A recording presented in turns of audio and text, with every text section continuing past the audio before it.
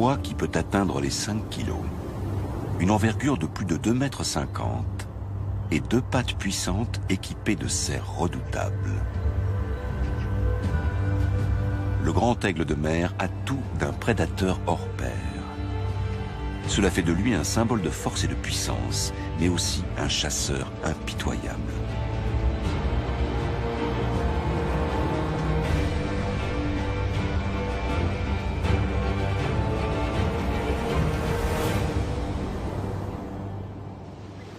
Son territoire s'étire jusqu'à l'extrême nord de notre continent, dans des contrées froides et inhospitalières. Ici, dans les régions glaciales de l'Europe, un nombre surprenant d'animaux bravent les rigueurs du climat, comme ce bœuf musqué, âgé de quelques jours seulement, et bien en sécurité auprès de sa mère. Les bœufs musqués ne sont pas une proie potentielle pour le grand aigle de mer. Le puissant rapace doit se contenter d'animaux plus dociles. Lorsqu'il chasse, il est constamment accompagné d'un groupe de corbeaux. Pour échapper à cette cour importune, l'aigle n'a pas d'autre choix que de s'envoler vers le large.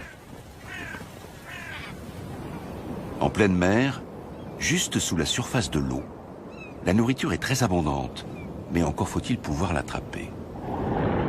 Des millions de harengs parcourent les 1000 km qui les séparent de leur zone de frai située plus au sud.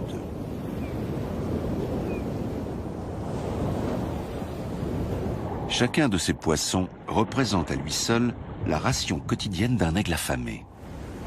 Mais le rapace n'est pas le seul à apprécier le hareng.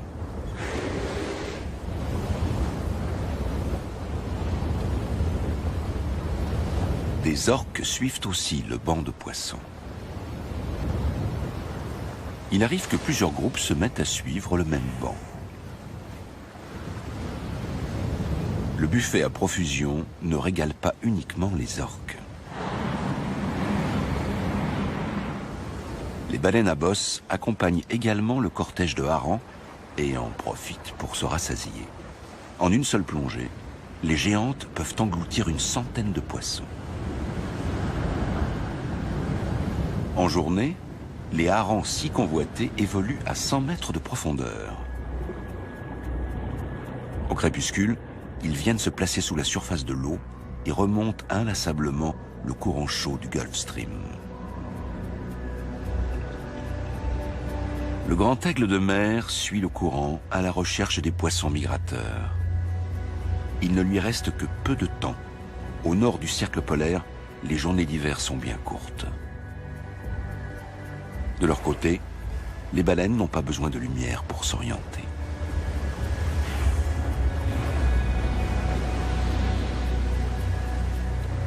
Le souffle et le bruit des nageoires attirent les mouettes, toujours prêtes à jouer les pique-assiettes.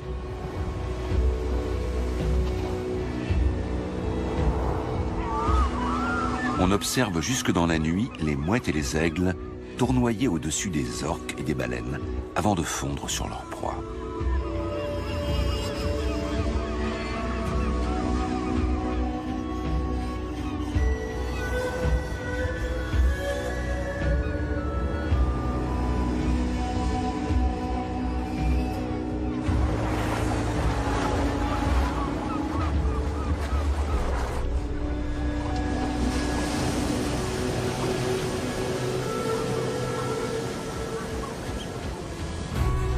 Du côté des oiseaux marins, on est peu regardant sur les bonnes manières. Lorsque les gros mammifères marins chassent le hareng ou d'autres poissons, ils abandonnent de nombreux restes dans leur sillon. Ce sont sur ces restes que lorgnent les oiseaux.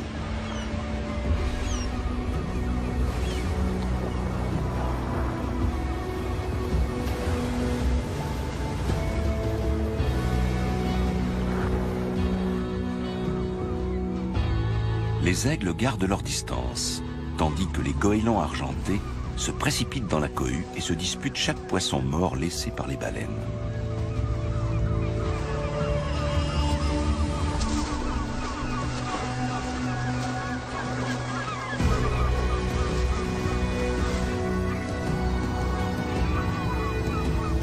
Le rapace garde un œil sur la situation et attend le moment opportun.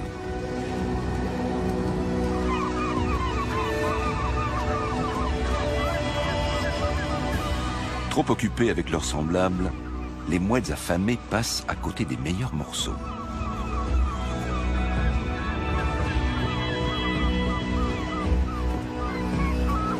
Les baleines émergent régulièrement, amenant à chaque fois de nouveaux restes à la surface.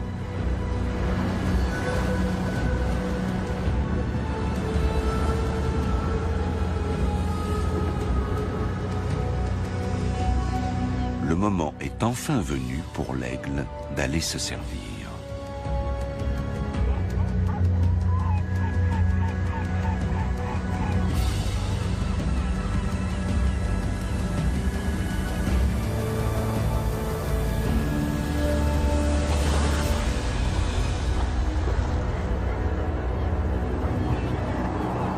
L'attente et les rondes sans fin ont payé. Un demi-kilo de poisson suffit à nourrir un aigle adulte. Le rapace majestueux serait-il un chasseur à la petite semaine, plutôt qu'un prédateur dangereux?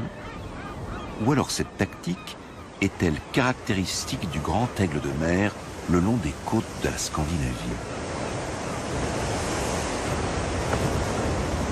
Le littoral de l'Atlantique Nord, battu par les vagues, n'est pas l'unique territoire du grand aigle de mer.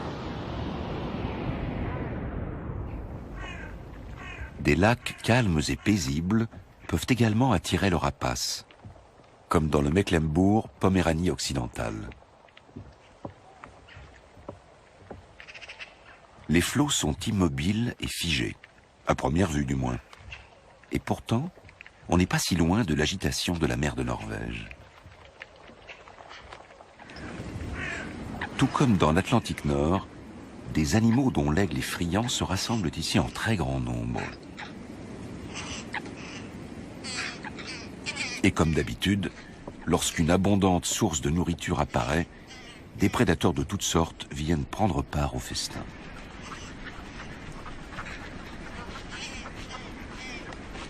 L'aigle s'approche prudemment des caquettements et des clapotis. Canards, cygnes et foulques se rassemblent autour des dernières étendues d'eau encore épargnées par la glace. Plus la glace s'étendra, et plus les oiseaux aquatiques seront à l'étroit, littéralement pris au piège. Il n'y a plus grand-chose à manger par ici, et pourtant le peu de surface du lac encore épargné par la glace attire, comme par magie, les oiseaux aquatiques de toute la région. Des centaines de pattes palmées maintiennent l'eau en mouvement et empêchent qu'elle ne gèle entièrement. De plus, chaque oiseau se sent plus en sécurité au sein d'un groupe.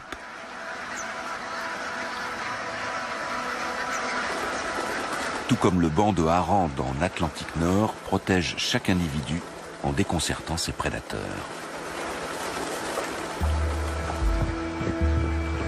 Contrairement aux habitudes de ses congénères du Grand Nord, l'aigle doit chasser seul ici.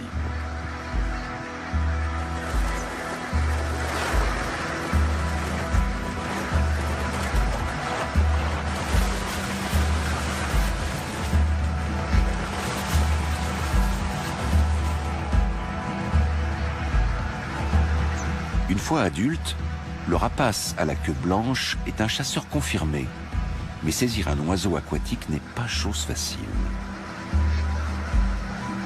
Devant la colère du cygne, il est même contraint un instant de battre en retraite.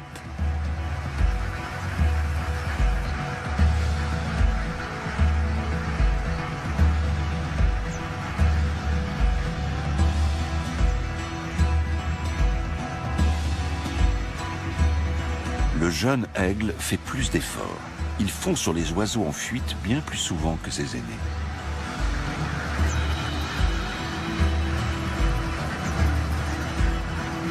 Les aigles s'y prennent à plusieurs reprises. Ils s'envolent du rivage, tournoient au-dessus du trou d'eau et attendent le moment opportun.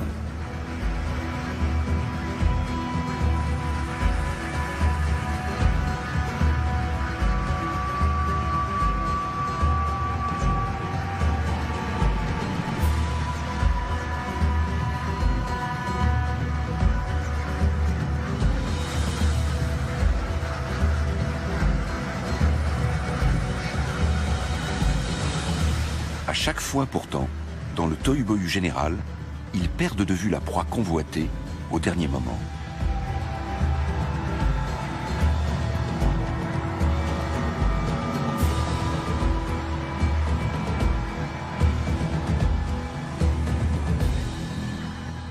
Une fois au sol, le grand aigle de mer n'effraie plus personne.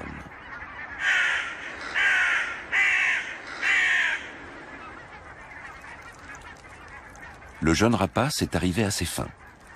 Il a attrapé un plongeon qui avait quitté le Grand Nord pour venir passer l'hiver ici.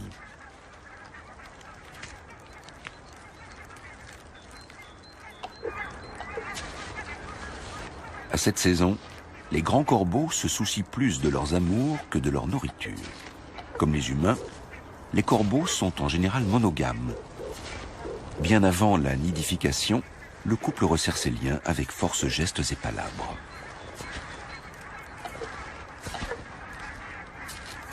Il va de soi que tôt ou tard, les corbeaux essaieront de grappiller quelques restes, mais rien ne presse. Pour le moment, la priorité est ailleurs.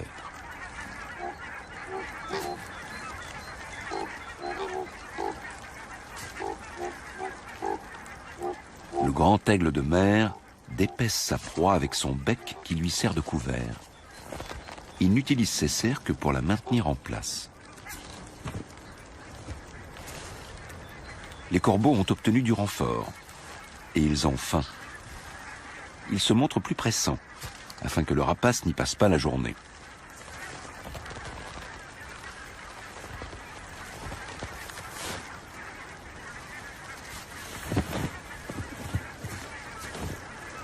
Au début, sans trop de succès. Pour survivre dans la nature, la plupart des animaux se contentent souvent d'une source de nourriture bien spécifique. Le chardonneret a ses propres exigences alimentaires. Contrairement à la majorité des autres passereaux, il ne migre pas vers le sud à l'automne.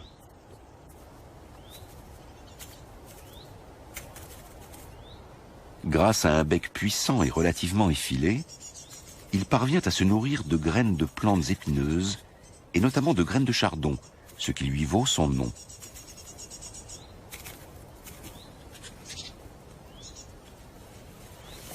Un joli passereau qui en plus mange des graines de mauvaises herbes, voilà qui plaît à l'homme. Les animaux comme le chardonneret ont toujours été très appréciés.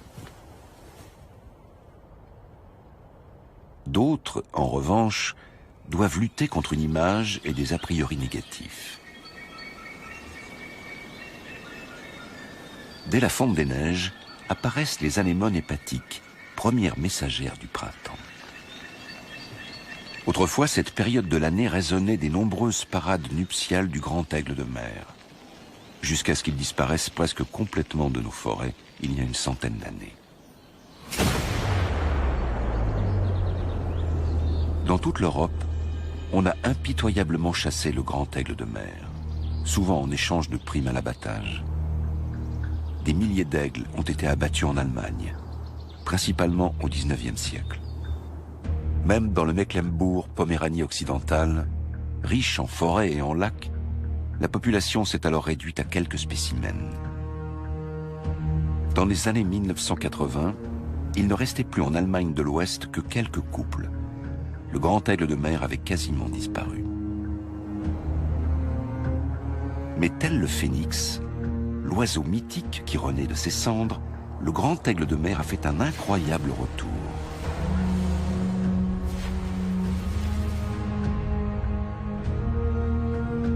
Au XXe siècle, la protection de la nature s'est développée et la chasse à l'aigle a été interdite. Les populations de rapaces se sont dès lors reconstituées, mais pas au rythme escompté. Pour quelle raison ? Aujourd'hui encore, la chasse fait de nombreuses victimes parmi les aigles, ne serait-ce qu'indirectement. En effet, le plomb contenu dans les munitions est un poison mortel pour les rapaces. Il existe bien, et depuis longtemps déjà, des munitions sans plomb, mais celles qui en contiennent sont toujours vendues et utilisées.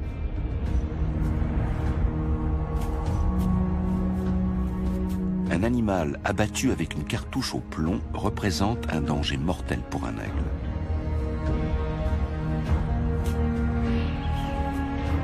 Au moment de l'impact, le projectile explose, libérant d'innombrables particules de plomb microscopiques.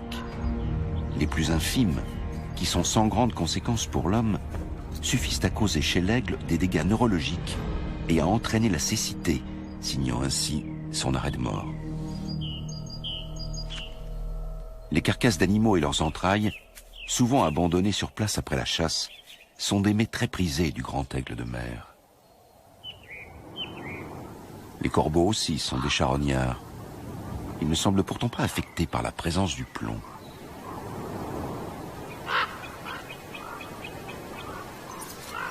Mais des dizaines d'aigles succombent chaque année parce que des chasseurs refusent de se passer de munitions au plomb.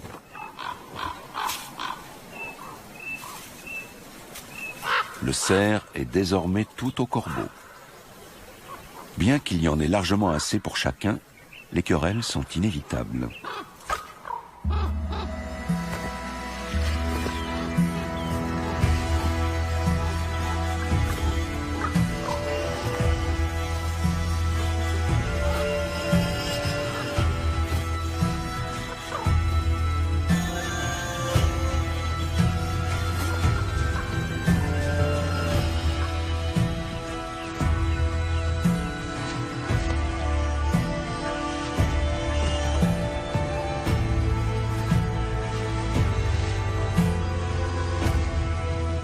Les corbeaux aussi ont longtemps été chassés par l'homme, au point d'avoir presque disparu d'Europe centrale.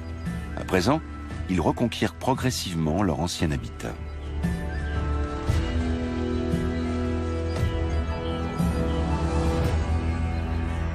Aujourd'hui, on attribue plus de 700 territoires au grand aigle de mer en Allemagne. D'après les calculs des biologistes, il en faudrait 2 fois autant. Si on utilisait moins de munitions au plomb, on pourrait dans quelques dizaines d'années à peine réentendre le cri du grand aigle de mer dans ces forêts.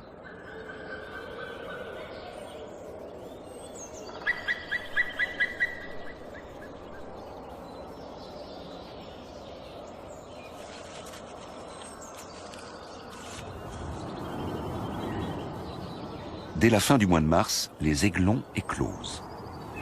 Les arbres sont encore bien nus et les rayons chauds du soleil de printemps n'ont aucune peine à atteindre l'air et à réchauffer la couvée. Même si le grand aigle de mer s'accommode de la présence de l'homme, son territoire de prédilection serait plutôt un savant mélange de bois, de lacs et de marais, loin des terres cultivées et de la civilisation. Des territoires que l'on trouve par exemple dans le nord de l'Europe. C'est dans ces régions que l'aigle a survécu, tandis que ses congénères du centre de l'Europe disparaissaient.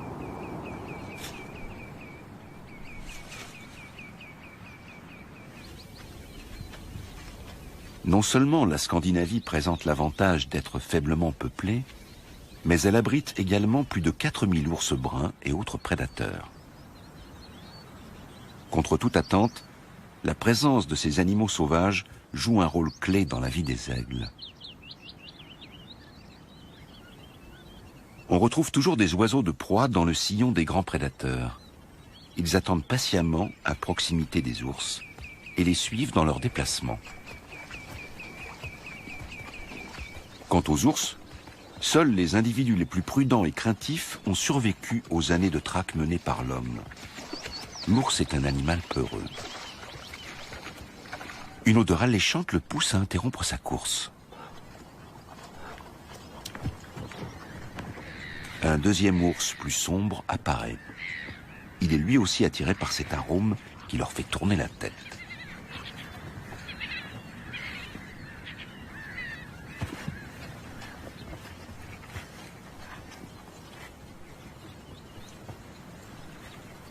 En été, au nord du cercle polaire, le soleil ne se couche jamais. Il fait clair toute la nuit et la vie s'écoule à un autre rythme, où chacun prend son temps.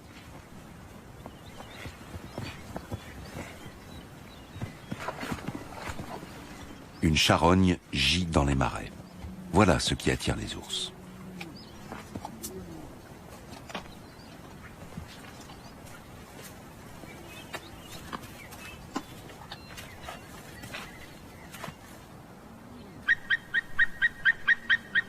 Les aigles n'osent pas se mesurer à eux. Ils n'ont donc pas d'autre choix que d'attendre leur tour.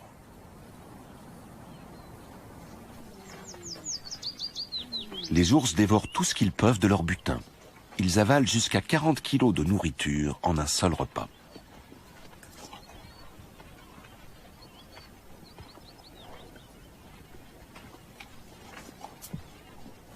Sur le territoire d'un ours, il y a toujours suffisamment à manger.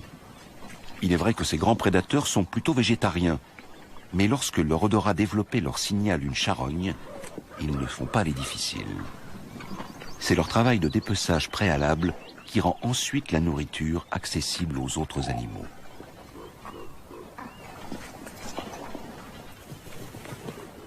Les ours, les aigles, les corbeaux et les mouettes, chacun attend son tour.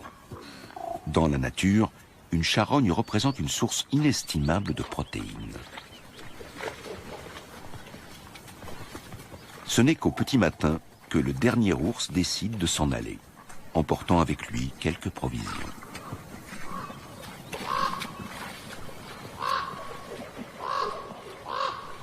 Tout danger semble écarté au sol. L'aigle vérifie que la voie est libre.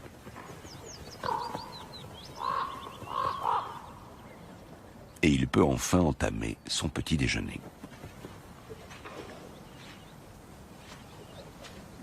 Un vieil aigle approche prudemment à travers l'herbe à coton, toujours à l'affût du moindre mouvement. Puis vient son partenaire. Les aigles de mer sont monogames. Les couples passent toute l'année côte à côte. Ils dorment et mangent l'un auprès de l'autre. Une telle union peut durer jusqu'à 30 ans. Et ce couple n'en est pas à son premier dîner en tête-à-tête.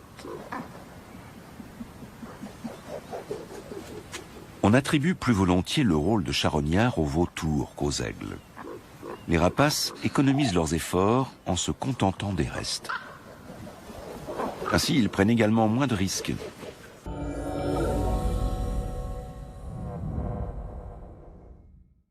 Lors d'une chasse en rase-motte ou face à une proie qui se rebelle, l'oiseau peut se blesser.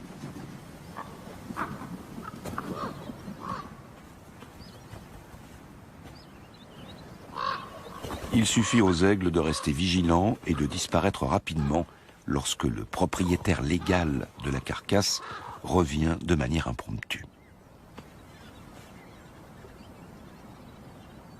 Le grand aigle de mer va toujours soigneusement doser son effort au moment de se nourrir, au risque de paraître flegmatique, voire paresseux. Mais les rapaces maîtrisent aussi les airs, et ils y sont de téméraires chasseurs, fondant sur leur proie à toute vitesse. Ce genre de scène assez rare dans les forêts et les marais scandinaves est plus fréquent dans des régions aux paysages totalement différents.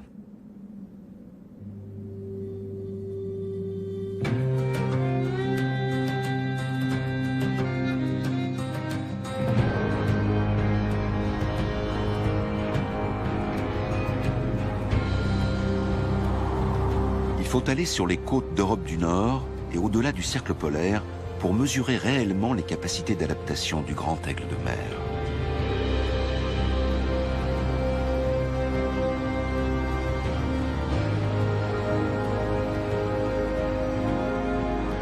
Des îles inhospitalières surgissent au milieu des flots. Il y en a des milliers. Certaines ne sont rien qu'un rocher minuscule. D'autres trônent au milieu de l'Atlantique comme de véritables montagnes. Bien protégés des prédateurs terrestres qui n'ont aucun accès à ces falaises, les oiseaux marins comme les fous de bassin se rassemblent ici en très grand nombre pour se reproduire.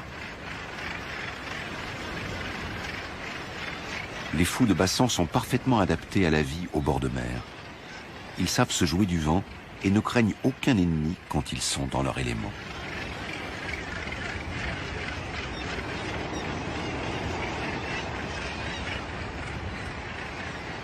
Il est un endroit où le grand aigle de mer et le fou de bassin se retrouvent régulièrement.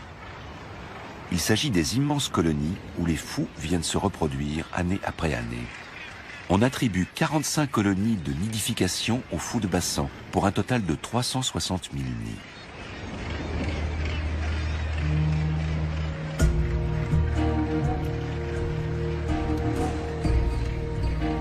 fous de bassin sont bien plus vulnérables ici.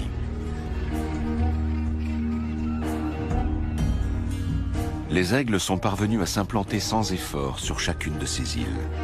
Ils se sont même établis en Islande et au Groenland.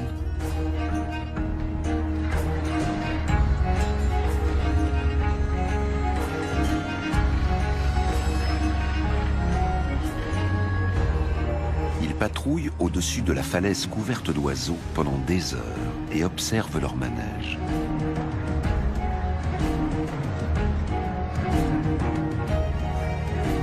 Le chasseur a enfin repéré la proie idéale.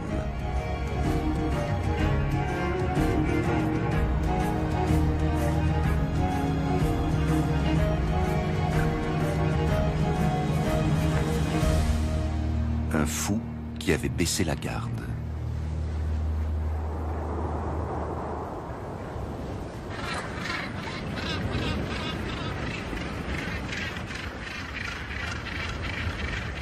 Lorsque la période de nidification prend fin, le calme règne à nouveau sur ces plages idylliques mais froides. Pour les aigles, les proies se font rares. De la nourriture à foison pendant quelques semaines, c'est très bien. Mais un territoire doit permettre à un aigle de se protéger du danger tout au long de l'année, de couver dans de bonnes conditions et surtout de trouver suffisamment de nourriture. On ne sait pas trop où les aigles nidifiaient avant qu'on les chasse massivement. Il est fort probable que nos immenses forêts de feuillus d'antan, avec leur riche faune, en faisaient partie.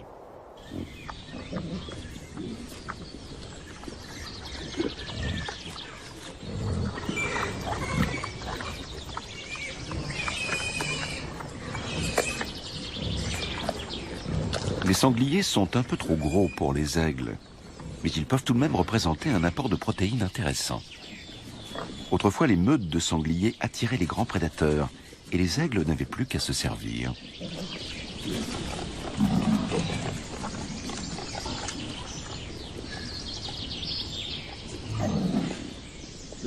Lorsqu'un aigle fait son nid dans la forêt, il choisit toujours le plus gros arbre.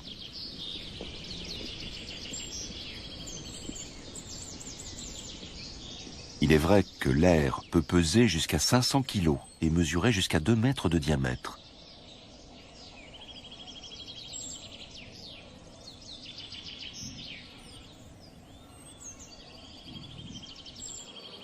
Un seul des 2 poussins a survécu, ce qui n'est pas rare chez les grands aigles de mer. Le plus faible des 2 n'a souvent aucune chance de s'en sortir.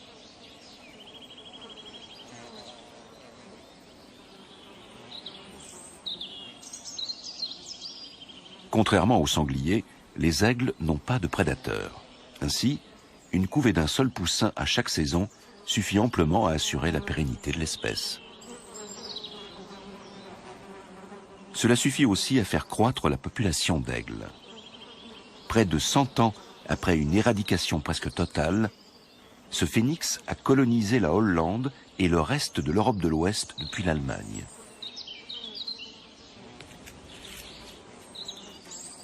Le jeune aigle s'avère un rejeton plutôt envahissant.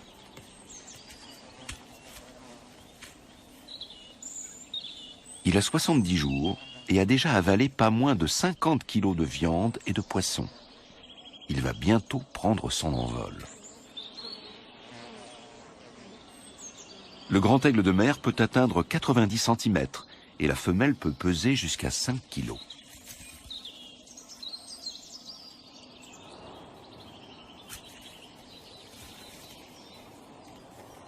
Pourtant, elle s'élance dans les airs presque sans effort. Du fait de sa très grande envergure, le grand aigle de mer doit s'établir dans une forêt ancienne, aux arbres robustes.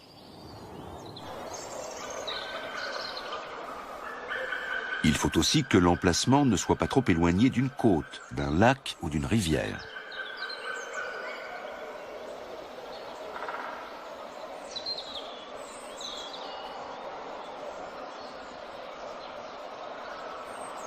Aujourd'hui, les grands aigles de mer ne sont plus officiellement considérés comme une espèce menacée. Mais il serait peut-être préférable de les considérer comme moins menacés ou en sursis.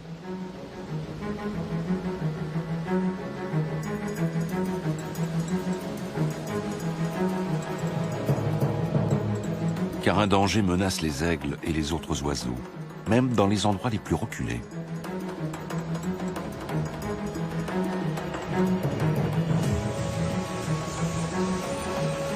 Les oiseaux migrateurs qui tous les ans par millions parcourent les côtes européennes au printemps et à l'automne sont confrontés à un nouveau péril.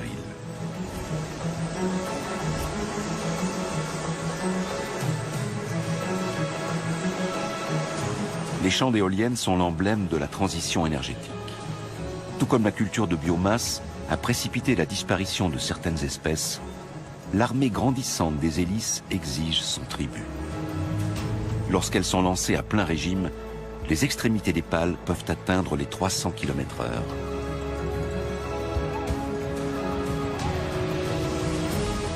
On ne connaît pas l'ampleur des dégâts à l'échelle européenne, mais en seulement une décennie, un parc éolien construit en Norvège a coûté la vie à 30 aigles.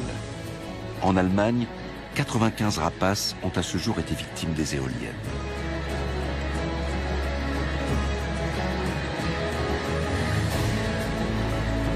Le choix de leur implantation doit être soigneusement étudié, ou alors la production d'énergie verte mettra en danger beaucoup d'autres oiseaux.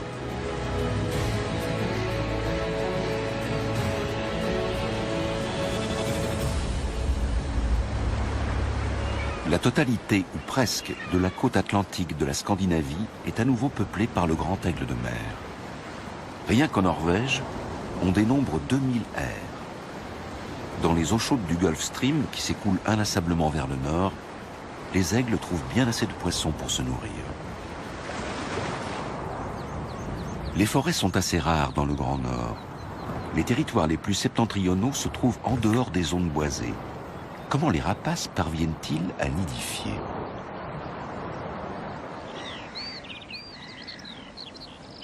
De nombreux aigles bâtissent leurs aires à même le sol.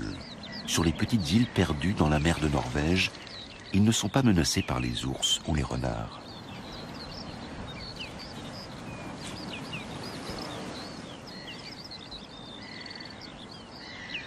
Le poussin a presque 80 jours quand il se prépare à quitter le nid. Lorsque celui-ci se trouve au sol, le danger de chute est assez réduit.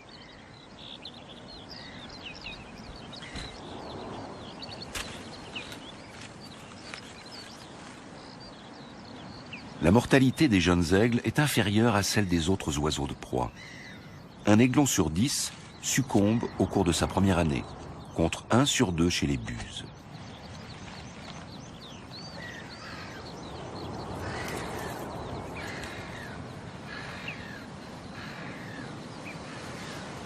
Il bénéficie donc de solides atouts pour prendre son envol.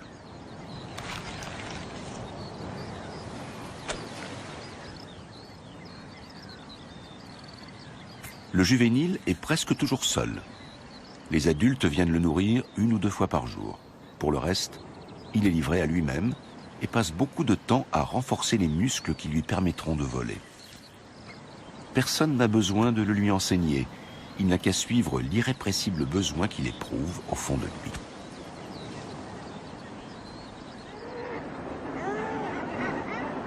C'est sur ces côtes que l'on mesure l'incroyable capacité d'adaptation des oiseaux.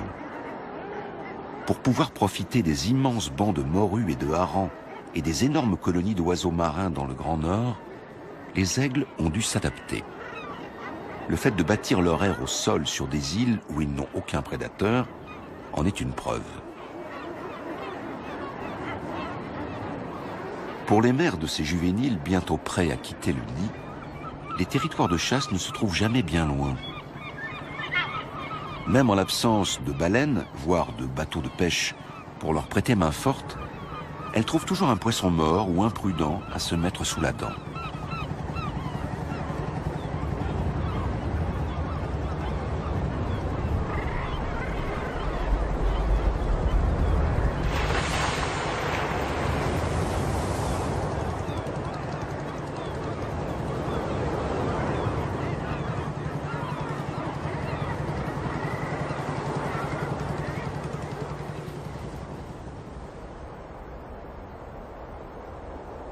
On recense des grands aigles de mer de l'Islande jusqu'au Japon. Et la plupart d'entre eux nidifient non pas au sol, mais dans les arbres. En Allemagne, ils préfèrent les pins ou les hêtres.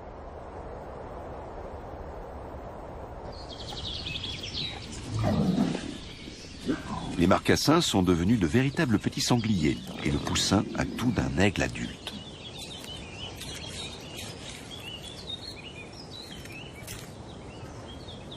L'aigle adulte encourage inlassablement son rejeton à l'imiter et à quitter le nid.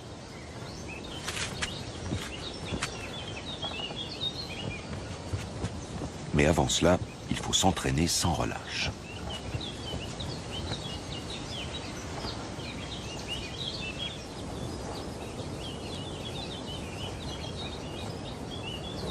Juste au moment où le juvénile va enfin quitter son aire à 30 mètres de hauteur, un spectacle naturel se déroule non loin de là, qui en fascinera plus d'un au cours des prochaines semaines.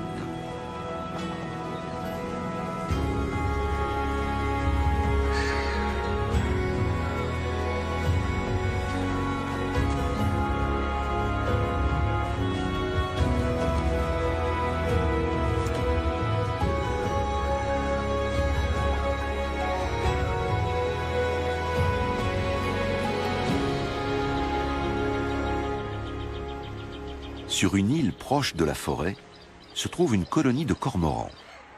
Quelques 1500 oiseaux noirs se rassemblent ici tous les ans pour nidifier.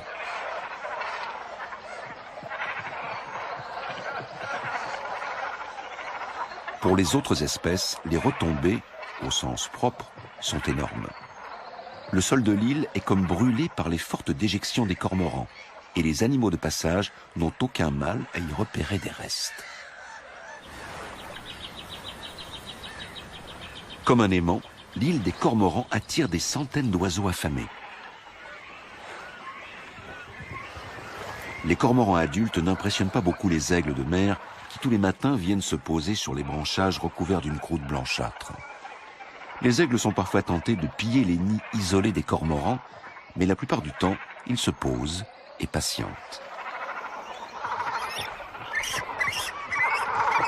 Tandis que les cormorans s'affairent à nourrir leurs petits, les aigles attendent que leur repas tombe du ciel.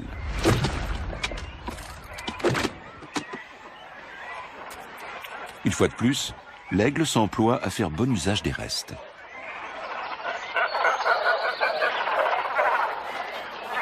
Les espèces dépendent les unes des autres. Lorsque le poisson est abondant, les oiseaux marins nourrissent leurs poussins sans peine. Et grâce aux cormorans, des dizaines d'aigles ne sont plus dans le besoin.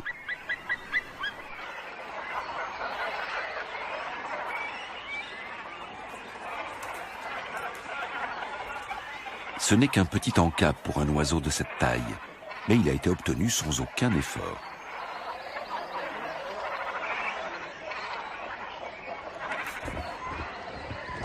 Jusqu'à une vingtaine de jeunes aigles attendent leur tour certains jours sur l'île des Cormorans. Et ils ne sont pas les seuls à être alléchés par l'odeur.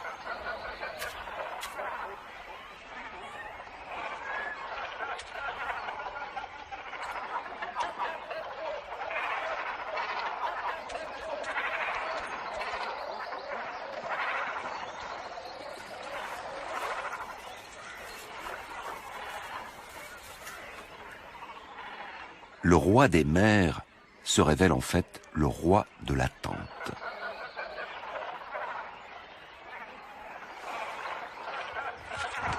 Avec un peu de chance, l'aigle tombe parfois sur un mets plus copieux, comme par exemple ce cormoran mort qui devrait suffire à le rassasier.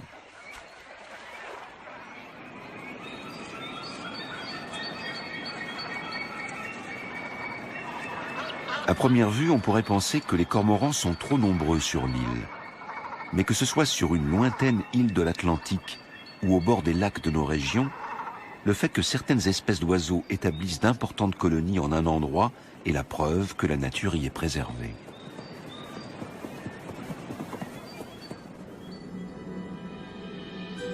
Jamais auparavant, on n'avait recensé autant de grands aigles de mer.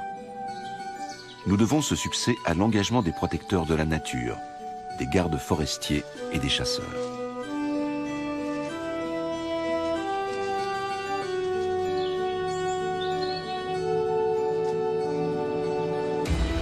Les temps où l'on considérait l'aigle comme un animal nuisible sont révolus. Les principales menaces pour les oiseaux de proie sont sous contrôle. Sans trop d'investissement, de nouvelles zones protégées peuvent être établies autour des arbres propices à la nidification.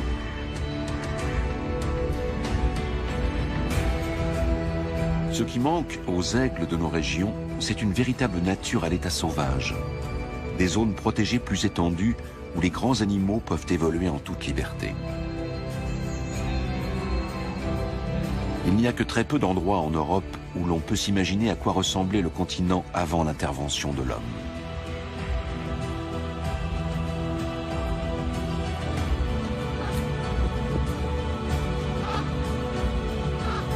Un paysage où chaque espèce endémique a sa place, même celles qui ont été longtemps haïes et chassées.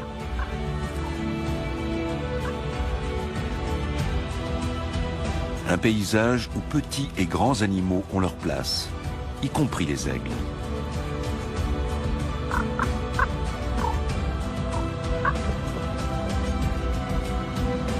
De tels endroits existent, dans les parcs nationaux par exemple, ou dans d'anciennes zones d'entraînement militaire désaffectées.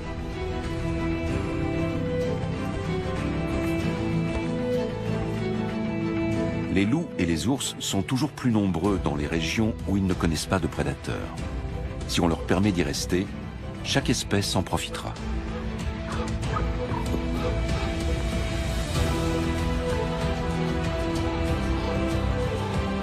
Sans eux, la recherche de nourriture est bien plus pénible pour les aigles de mer. Les rapaces suivent ces grands prédateurs pour s'épargner des efforts. C'est un comportement qu'ils ont développé au fil de leur évolution. Et si leur attente patiente auprès des autres prédateurs ne suffit pas, les aigles peuvent toujours avoir recours à leur propre talent de chasseur. Le retour du phénix représente un des grands succès de la protection animalière. Reste maintenant à intégrer plus de contrées sauvages dans le territoire du grand aigle de mer.